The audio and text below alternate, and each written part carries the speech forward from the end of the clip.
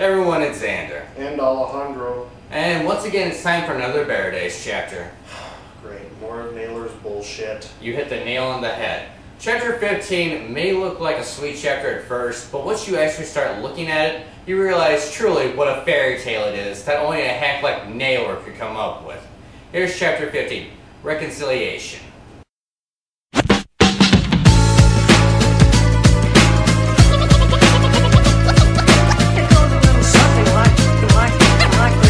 To kick things off, we have a page of no dialogue. That's already a vast improvement. Too bad Focus is on Fisk. Just seeing him is enough to irritate me. Anyways, Fisk is doing paratrooping drills. However, things don't go so well for Fisk, who gets caught in some wind and is blown right into a tree. And he died! End of chapter, end of series. See you guys later. You're not cutting it short that easily.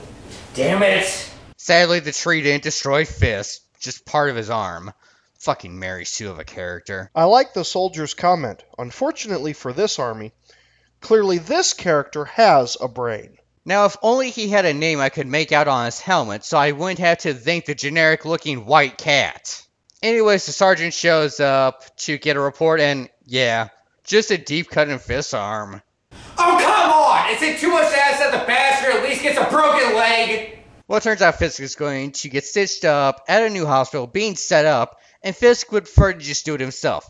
The sad part is I could actually see him doing it. I'll stitch it up with my teeth.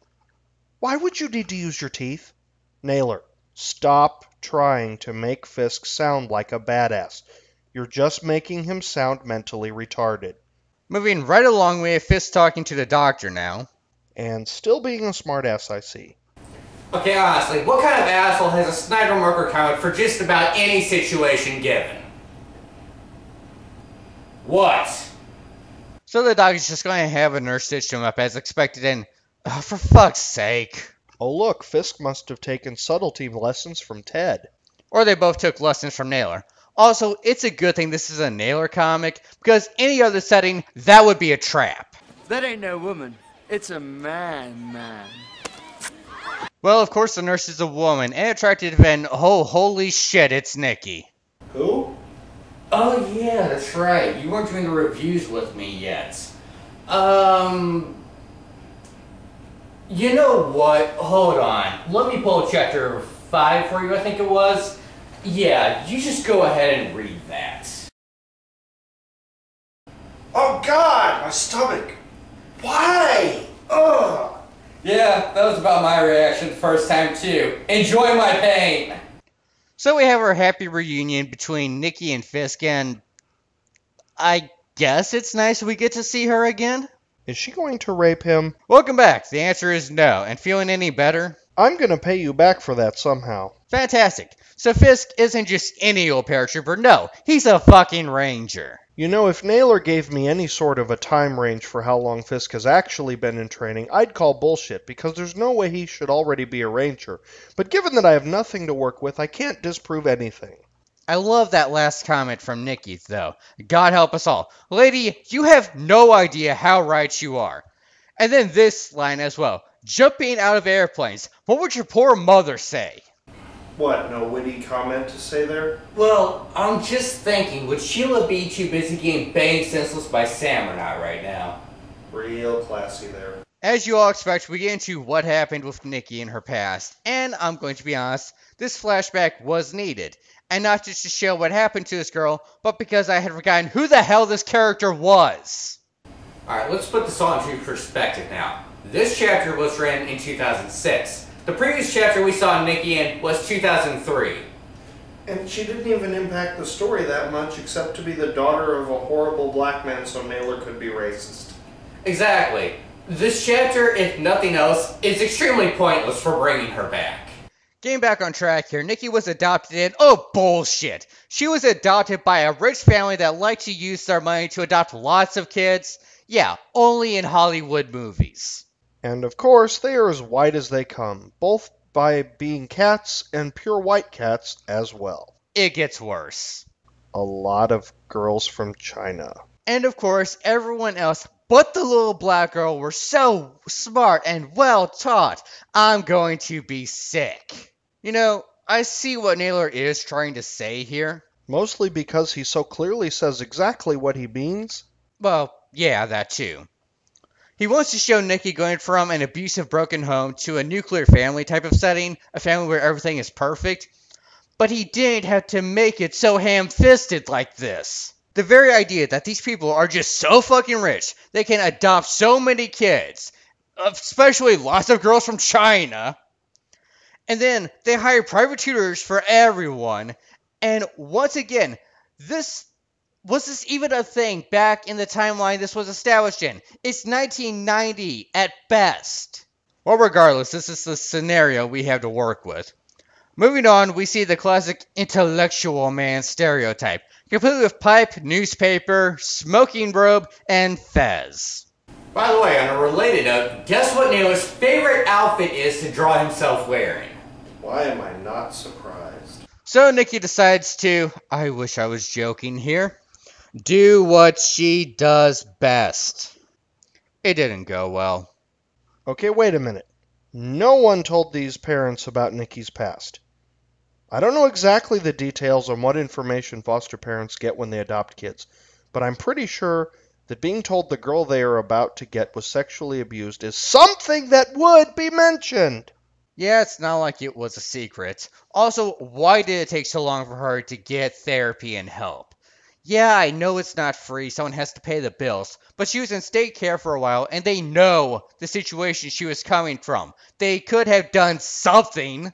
And then we get to the last panel of this page, showing examples of what Nikki was taught as they rebuilt her mental state. You know, yes, these are good values and lessons to be taught. It's just a real crying shame that Naylor's characters don't practice what they preach! Moving right along, Nikki got better, she got a GED, and decided to join the army to afford college on her own instead of taking the handout from her foster parents. Which is bullshit, because there is no way any one of you can name a single person that would not take a free college ride if they can get it. Wait a minute. Why does Naylor go out of his way to make sound effects to show that the others are stupid? It adds nothing to the feeling and value of the moment and is as distracting as hell. Also, he points to her and says, finished. We aren't paste eaters, Naylor. I don't know, some of his most loyal fans might be. So that wraps up Nikki's flashback. Her and Fist talk a little more and patch everything up, ending with, of course, the cliche happy ending. If nothing else, this chapter was short and to the point. Be honest, tell me how much importance Nikki actually has in this series. Honestly, none. So basically this whole chapter was a gigantic waste of absolutely everyone's time. Yeah, pretty much. It's nice to see that she turned out okay, and that, you know, she back up with Fist. They reconciled, hence the title and all that. Mm-hmm. But she has no real importance in this chapter, or this entire series. And to be honest, her entire past, too much of a fairy tale. I mean, really. Rich people that live in a giant mansion and adopt lots of kids, especially girls from China, and they send them all to private schools, and come on. He could have been at least subtle with it, but he didn't even do that. Anyways, that's basically all I have to say. What about you, Al? Basically, my biggest problem was this entire chapter contained a tremendous amount of fluff that didn't accomplish anything. It was basically packing material. It's like the styrofoam peanuts that you get in a box. It's like getting a massive box, and then 90% of it is packing peanuts, and it has this little tiny thing in the middle. We didn't need to see him paratrooping out of the whatever it was that got him to land in the tree. You could have done a whole montage chapter of stuff like that, and it would have been more meaningful than this. There were a few interesting moments where we saw something remotely resembling character development. The problem was it's not going to ever be useful. You develop characters that are relevant to the story, not ones that you are going to use maybe once or twice and then never ever use them again. That's just a poor waste of resources. Fisk managed to go a chapter and nothing was gained or lost. He managed to not really move from where he was, either forwards or backwards, so that was a waste of effort.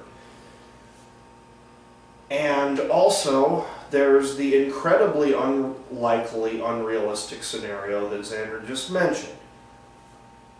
Yes, statistically it's possible that there is a rich couple that adopts lots of children from foreign countries. Certainly we've seen Angelina Jolie do that. But here's the thing. They're also statistically very unlikely. On a bell curve, the average, most people are up here. These people would be way over here. Less than 1% likely to exist, possibly. When math is against you, you know you are writing something that no one's going to really give a shit about. It's why I couldn't get through the book version of Angels and Demons. I had to see the movie.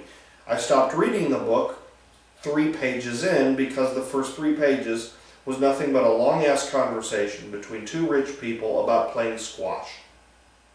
I can't fucking relate to that because I've never played the game, and that's just an example of stuff like this.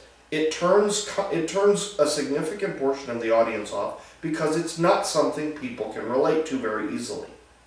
Side note, if you couldn't get through 3 pages of Angels and Demons because it's just a conversation, I need to see you try to get through the fucking speech in Atlas Shrugged. Isn't that book like 1,500 pages? I don't know the total length of the pages. I think the speech goes on for about 70 pages, though. Nice. And that's basically my thoughts for the chapter. Well, even with this speech at the end, this is abruptly short. The chapter was, what, only like 15 or so pages? There's no way this chapter review's been as long as the other ones. We've got this free time. What do we want to do with it? Well, we could talk about all sorts of other things we want to review, possibly. That's true. I mean, why not? If I ever get, like, something better than Camp Studio on this desktop here, I want to do Creeper World 2. I'll bring you along for that one. Yeah, I want to review Twilight at some point. It needs an author's perspective. We had to take a shot at DBZ Evolution. We're both DBZ fans. We have to rip that apart. Oh, Christ. So many people have talked about it, but those people don't get nearly as much into it as we would. Let's talk about other good things we do. The Paper Mario series, I want to take a look at its fall and decline. Here's Chapter 50, Reconciliation. Yes! First try!